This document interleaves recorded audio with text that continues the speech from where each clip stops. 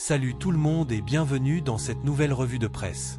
Le football européen est en ébullition, avec des rebondissements majeurs qui secouent les grands clubs du continent.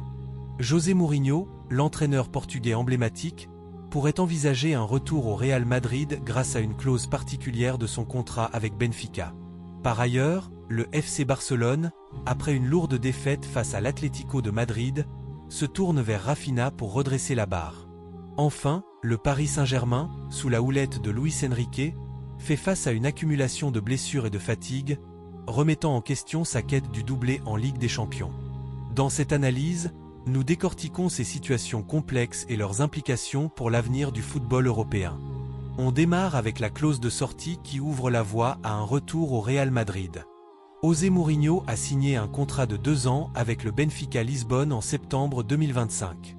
Ce contrat inclut une clause particulière qui permet à chacune des parties de mettre fin à la collaboration à la fin de chaque saison, en respectant un préavis de 10 jours après le dernier match officiel de la saison en cours.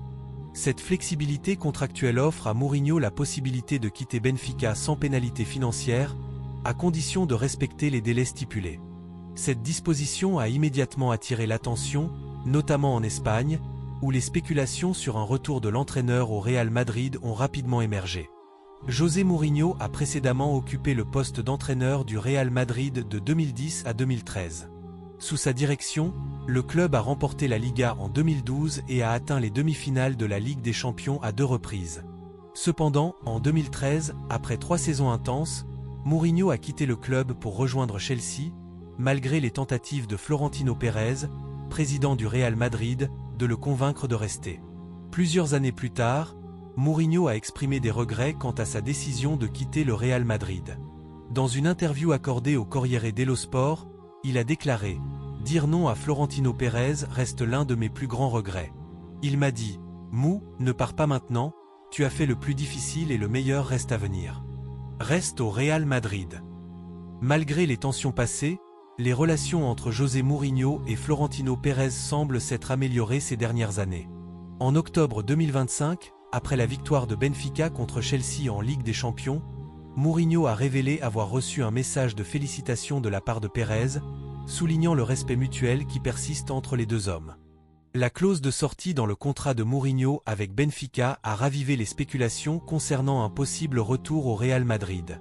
Certains observateurs estiment que Florentino Pérez pourrait envisager de faire revenir l'entraîneur portugais, notamment en raison de l'absence de résultats probants sous la direction actuelle.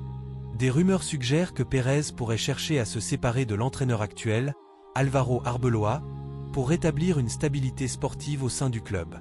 José Mourinho a également exprimé son désir de diriger une équipe nationale, envisageant de participer à des compétitions internationales telles que l'Euro ou la Coupe du Monde. Il a déclaré « Je veux unir un pays autour de sa sélection, comme j'ai pu le faire avec des clubs. Cela serait une expérience incroyable. » On file en Espagne. Le FC Barcelone a vécu une soirée cauchemardesque en demi-finale allée de la Coupe du Roi, s'inclinant lourdement 4-0 face à l'Atlético de Madrid. Cette défaite cuisante a mis en lumière les fragilités défensives et le manque d'efficacité offensive des Blaugrana. Cependant, une lueur d'espoir se profile à l'horizon avec le retour imminent de Rafinha, l'ailier brésilien dont l'absence a pesé lourdement sur les performances de l'équipe. Dans ce contexte, comment le Barça peut-il rebondir et quelles sont les attentes placées en Rafinha pour le match retour au Camp Nou? Le 12 février 2026, le FC Barcelone a subi une défaite retentissante 4-0 lors du match aller des demi-finales de la Coupe du Roi contre l'Atlético de Madrid. Dès la 7e minute, une erreur du gardien Joan Garcia a permis à l'Atlético d'ouvrir le score sur un but contre son camp. 14 minutes plus tard, Antoine Griezmann a doublé la mise, suivi d'un 3e but d'Ademola Lookman à la 33e minute. Juste avant la pause, Julián Álvarez a inscrit le 4e but, scellant ainsi le sort de la rencontre. Cette performance catastrophique a été qualifiée de pire match depuis l'arrivée de Flick par certains observateurs, mettant en évidence les lacunes défensives et le manque de cohésion de l'équipe. Après cette débâcle, le FC Barcelone s'est tourné vers son ailier brésilien, Rafinha, pour redresser la barre. Blessé à la cuisse, Rafinha a fait son retour à l'entraînement dimanche matin, montrant des signes de disponibilité pour le match retour contre Gérone. Son retour est un soulagement pour l'entraîneur Hansi Flick, qui compte sur lui pour apporter de la créativité et de la profondeur à l'attaque barcelonaise. Raphinha, en tant que leader sur le terrain et premier défenseur, pourrait jouer un rôle clé dans la remobilisation de l'équipe. Sa capacité à déstabiliser les défenses adverses et à créer des occasions de but sera cruciale pour le Barça dans les semaines à venir. Raphinha, en tant que leader sur le terrain et premier défenseur, pourrait jouer un rôle clé dans la remobilisation de l'équipe. Sa capacité à déstabiliser les défenses adverses et à créer des occasions de but sera cruciale pour le Barça dans les semaines à venir. Avec un écart de 4 buts à combler lors du match retour au Camp Nou, le FC Barcelone est confronté à un défi de taille. L'équipe devra non seulement améliorer sa solidité défensive, mais aussi retrouver son efficacité offensive pour espérer inverser la tendance. Le retour de Raphinha pourrait être le catalyseur nécessaire pour cette remontée. Son intégration dans le schéma tactique de Flick, combinée à une meilleure cohésion collective, pourrait permettre au Barça de rivaliser avec l'Atlético et de rêver d'une qualification en finale. On part du côté de la France, le Paris Saint-Germain, PSG, s'apprête à défendre son titre en Ligue des Champions lors d'un match crucial à Monaco. Sous la houlette de Luis Enrique, l'équipe a opté pour une stabilité en alignant une équipe similaire à celle de la saison précédente. Cependant, cette stratégie soulève des interrogations face à une série de défaites récentes, une fatigue accumulée et une hausse des blessures. Ce choix de stabilité est-il la clé du succès ou un risque pour la quête du doublé européen du PSG? Depuis le début de la saison 2025 à 2026, le PSG a disputé un nombre impressionnant de matchs, accumulant une fatigue physique et mentale significative.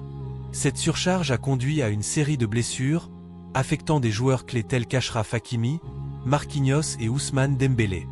La gestion de cette fatigue est devenue un défi majeur pour Luis Enrique et son staff. Luis Enrique a fait le choix de maintenir une équipe stable, en alignant régulièrement les mêmes titulaires. Cette approche vise à renforcer la cohésion et la compréhension mutuelle sur le terrain. Cependant, elle a également conduit à une surcharge de travail pour les joueurs, augmentant le risque de blessures et d'épuisement. Ce pari sur la stabilité est-il judicieux ou expose-t-il le PSG à des risques inutiles?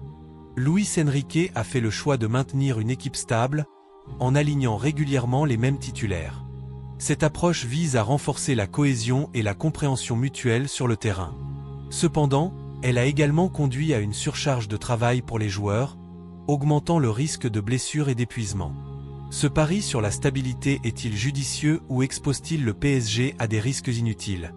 Le PSG a concédé 6 défaites cette saison, dont 3 depuis le 12 janvier.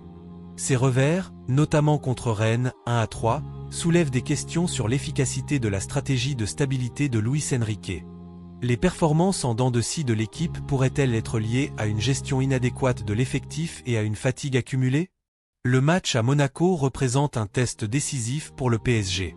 Face à une équipe monégasque en forme, le PSG devra démontrer sa capacité à surmonter la fatigue et les blessures pour défendre son titre européen. La stabilité de l'équipe sera-t-elle suffisante pour relever ce défi, ou le PSG devra-t-il repenser sa stratégie pour rester compétitif sur la scène européenne? Le football européen est en pleine mutation, avec des entraîneurs emblématiques comme José Mourinho potentiellement en mouvement, des clubs historiques tels que le FC Barcelone cherchant à se réinventer, et des géants comme le PSG confrontés à des défis internes majeurs. Chaque décision, chaque match, chaque blessure a un impact significatif sur l'avenir de ces institutions. Les mois à venir promettent d'être décisifs, et les passionnés de football attendent avec impatience de voir comment ces histoires évolueront sur la scène européenne. Si tu aimes le foot autant que nous, lâche ton like, commente ton avis, et surtout abonne-toi pour ne rien rater des prochaines actus du Ballon Rond.